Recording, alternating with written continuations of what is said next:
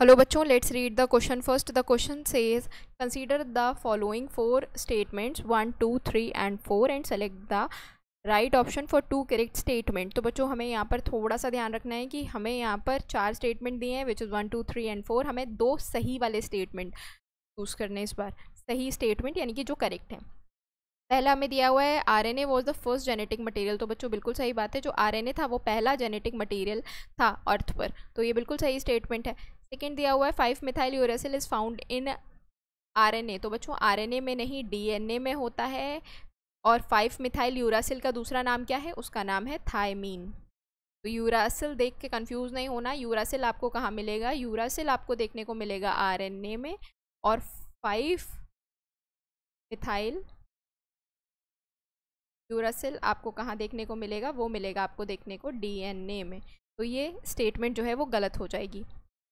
3 दिया हुआ है the DNA dependent DNA polymerase catalyze polymerization only in one direction, that is 3 prime to 5 prime. तो यहाँ पर दिया है जो DNA dependent DNA polymerase enzyme होता है वो एक ही डायरेक्शन में पॉलीमराइजेशन करता है. वो है आपका 3 प्राइम टू 5 प्राइम. तो ये गलत है. ये 5 प्राइम टू 3 प्राइम डायरेक्शन में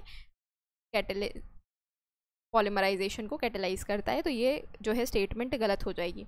अगर हम बात करें फोर्थ की, तो फोर्थ में दिया हुआ है the discontinuously synthesised fragments are joined by the enzyme DNA ligase. तो बच्चों यहाँ पर डिसकंटिन्यूसली सिंथेसाइज कहाँ हो रहे हैं? वो हो रहे हैं आपके लैगिंग स्ट्रैंड में. लैगिंग स्ट्रैंड में जो सिंथेसिस होती है वो डिसकंटिन्यूस होती है, जिसको हम जो फ्रैगमेंट्स सिंथेसाइज हुए होते हैं उनको हम किसकी हेल्प से जोड़ते हैं? उसको हम एंजाइम डीएनए लाइगेज की हेल्प से जोड़ते हैं. तो ये जो है बिल्कुल सही स्टेटमेंट है. हमसे यहाँ पे पूछा था कि करेक्ट कौन कौन से है, तो हमारा 1 एंड 4 जो है वो करेक्ट है. अब यहाँ पर 1 एंड 4 किस में दिया है? यहाँ 1 एंड 2 दिया है, ये गलत है. यहाँ 2 एंड 3 दिया है, ये इनकरेक्ट वाले हैं. और यहाँ पे 1 एंड 2 दिया है, सी हमारा करेक्ट आंसर है. 1 एंड 3 गलत है यहाँ पर, तो सी हमारा करेक्ट आंसर है. करेक्ट आंसर क्या हो जाएगा बच्चों? Option number C. होप आप लोगों को ये सोल्यूशन समझ में आया हो. Thank you. All the best.